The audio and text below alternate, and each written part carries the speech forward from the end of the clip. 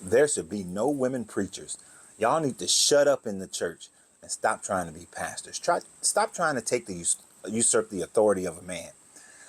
Stop trying to be business leaders. Stop trying to be presidents. Stop trying to be Congress people. Stop, stop, stop, stop, stop. The Bible tells you that women are not to be the head of man. You see, I grew up in the Baptist church, and in the Baptist church, we were taught, 1 Corinthians, that women are to remain silent in the churches, along with Ephesians, where it says that keep your women silent in the churches, for I suffer them not to usurp the authority of a man. That's right. So a woman is never supposed to be in charge of a man. And that is what I was taught when I was in the Baptist church from birth until about 30 years old, about 27 years old, actually. And then I went to the Methodist church. And when I joined the Methodist church, they had a woman who was a pastor, sat on the board up there with the other pastors. She wasn't the primary pastor, but she was one of the pastors. And I had a problem with it. So I brought it to bear to the pastor there. And he said to me, he said, well, you have to understand. Paul was writing about a problem that was going on in the Corinthian church and as well in the Ephesian church. And he saw that the problem that was being created there was being created by women.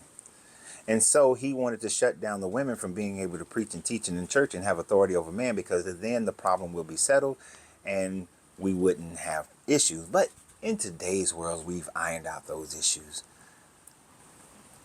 But I say you still blame women.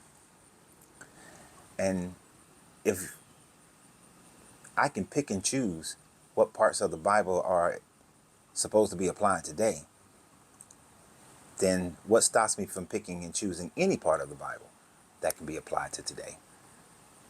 I can say that, well, since that doesn't apply to our culture, to in the same way that you're saying women being quiet in the church don't apply to our culture today, then I can say that anything else in the Bible that doesn't apply to my culture today, I can dismiss that from the Bible.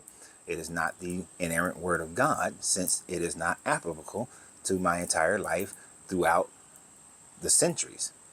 So why should I follow it? He really didn't have much of an answer for me on that one. I had a similar conversation with the church, with a pastor who was over a non-denominational church. And he pretty much gave me the same answer. That was the issue that they had back then. Okay, see, if you can cherry pick whatever part of the Bible that fits your culture, then what good is the Bible in itself? And women, if this is not another demonstration of how the Bible tries to maintain control over you, how it tries to dominate who you are, what you can be, what you cannot be, you have to realize that this book was written at a time frame when men owned women as property. That the marriage wasn't a marriage of love. It was a marriage of contract. It was a marriage of property. It was a marriage of bloodlines. It was a marriage of increasing one's standing in the community. So women had a property value to them. Women did not have the intrinsic value of just being a person, of having agency. And the moment women realized that this book was written to keep you henpecked, keep you held down. Henpeck's the wrong word, but keep you held down. When you realize that, then you'll be able to actually find your true levels of spirituality. You see, many women who are in the Christian churches are trying to have their spirituality, but at the same time that they're trying to have their spirituality, they are given harsher rules than men are given. Oh, a woman can't dress this way. You can't work in this field. You can't be a leader over here. You have to submit yourself to this person, whether they are good or bad. In the same way that a slave has to submit to his master, whether good or bad. The wives are to submit to their husbands. And you got to think about it. Back then, unlike today, back then, they didn't have a choice as to who their husband was. If their husband was a man that beat them, they had to submit to that husband. If their husband was a man that cheated on them, they had to submit to that husband. And if you think that that is such a faraway thing, it is not. From the generation of my parents and grandparents, that was still a normal thought process. That when a man marries a woman, that effectively that woman accepts whatever bullshit he brings to the table. If you really go into the law books of America, we did not have rules against husbands beating their wives until around the 1970s. That's right. Just about 50 years ago. A man could beat his wife and a woman had nowhere to turn.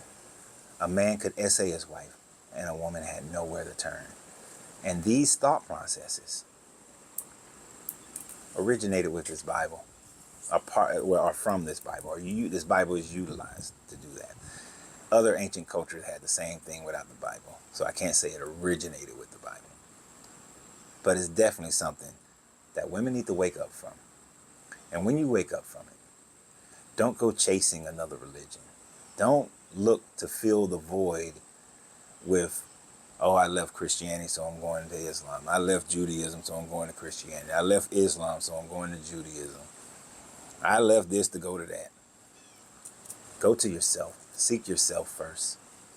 Dive deep within yourself. Find the only spirituality that matters. And that's the one that's inside you.